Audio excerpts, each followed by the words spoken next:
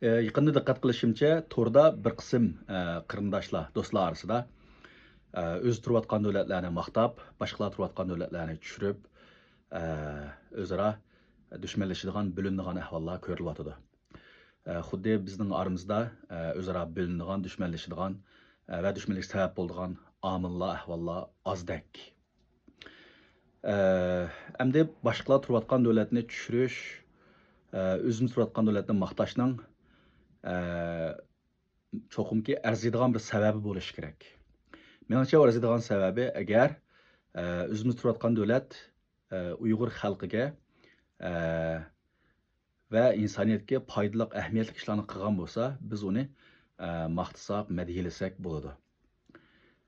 Boshqalar turayotgan davlat agar Uyg'urlarga ziyonliq, qarshi, insoniyatga foydasiz, ziyonli ishlarni qilgan bo'lsa, uni tanqid qilsak, albatta, u aqlga sig'adi. Ammo faqat o'zimiz shu davlatda turib qolganligimiz uchun ham u davlat ulug' yoki yaxshi bo'lib ketmaydi.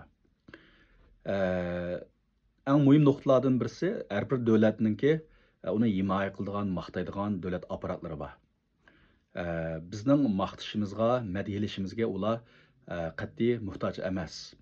Ularninki davlat tashviqot vositalari, axborot organlari, diplomatiya, tashviqot aloqa o'rinlari bor. Ular shunchalik ko'p mablag' soladi, odamlarni tarbiyalaydi, o'z davlatining obrazi uchun ular kurash qiladi. Eng muhim nuqtalardan birisi shuki, ma'lum davlatninki ma'lum bir hukumati yoki rahbarininki tarafini ilishimiz va shu davlatdagi yana bir davlat amaldoriga qarshi yoki siyosiy partiyaga, ma'lum bir siyosiy partiyani maqtab, yana bir siyosiy partiyaga qarshi turishimizmi biz uchun zo'r bir qimmati yo'q. Chunki men o'ylaymanki, hamda bir Uyg'ur bo'lishimiz bilan biz ko'ngil bo'ladigan narsa oldi bilan o'zimizning o'rnimiz, o'zimizningki manfaatimiz, o'zimizningki nimaiki taqdirimiz bo'lishi kerak. Biz turayotgan davlatlarda agar shu hukumatni, siyosiy partiyani yoki siyosiy lider rahbarni o'zimizning manfaati, Uyg'urlarning manfaatiga, Uyg'urlarga foydali, Uyg'urlarning ovozi bo'lishga, Uyg'urlarningki kishilik huquqi, inson haqlari, erkinligi, mustaqilligini qo'lga keltirishga bir istoshlik qilish, harakat qilishga safarbar qila olsak, ovoz bo'la olsak, bu bek yaxshi. Intayin zo'r qimmatga erishgan bo'lamiz, amaliy ish qilgan bo'lamiz. Undan boshqa Uyg'urlarni ijtimoiy tarmoqlarda tanqid qilayotgan, Uyg'ur qirg'inchilikni rad qilayotgan, Xitoyning dumbiqini chilayotgan, Uyg'ur aktivistlarga hujum qilayotgan tashviqot, propaganda, saxta uchurlar nihoyat ko'p. Twitterda, Instagramda, Facebookda, hamma yerda bor, YouTube'da bor.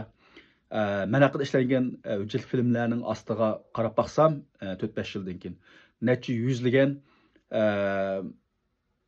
chet elliklar men bilmaydigan Uyg'ur yoki Xitoy emas, g'arblik, musulmon, pokistonlik ashlar tillab ketibdi buni turmaydigan bir odam. Twitterda men har kundagidek mazmun yo'llayman Uyg'urlarga oid 20 ming yaqin, hozir 20 mingdan sal ozroq agash kuchim bor ekan. Ularga kundagidek uchurlarni chiqaraman. Bizning Uyg'ur Times, Uyg'ur Post, Uyg'ur Freedom Institute'dan boshqa men har kundagidek mazmun yo'llab turaman. Ularning ostiga meni tillaydi. Xitoylar yozadi. Xitoyning qo'llovchilari, tashviqotchilari tillab yozadi. Agar shu boshqa davlatlarni, boshqa siyosiy partiyalarni, boshqa davlatlarning rahbarlarini himoya qiladigan qarindoshning vaqti bo'lsa, shu Uyg'urlarning qirg'inchiligini inkor qiladigan, Uyg'urlarni terrorchi, radikal deb hujum qiladigan, andan keyin Uyg'urlarni yo'qotish kerak, zamindan o'chirib tashlash kerak deydigan shu insonlarga raddiya qaytarsa bek yaxshi bo'ladi. Shu ahamiyatli savobli ish bo'ldi. Chunki biz o'zimizning so'zlayotgan bu til, biz so'zlayotgan bu yashayotgan bu xil madaniyat, ijtimoiy muhitda albatta bizningki bu tilimiz, mavjudligimiz, borligimiz o'zimiz uchun xizmat qilish kerak. O'zimiz uchun xizmat qilmasa, boshqalar uchun xizmat qilsa, u chaqda o'zimizni o'zimiz inkor qilgan, o'zimizga o'zimiz qarshi turgan bo'lamiz. O'zimizning tilimiz va mavjudligimiz o'zimiz uchun xizmat qilishi kerak. O'zimiz deganda xalqimiz uchun, Uyg'urlar uchun xizmat qilish kerak. Buning shaxsiy qarashim. Uyg'urlar haqida deydigan gap, yozdigan ish, qildigan ish shu qadar ko'p. Vaqtimiz, zehnimiz o kadar ko'p emas. Boshqa millatlar bizning yordamimizga muhtoj emas.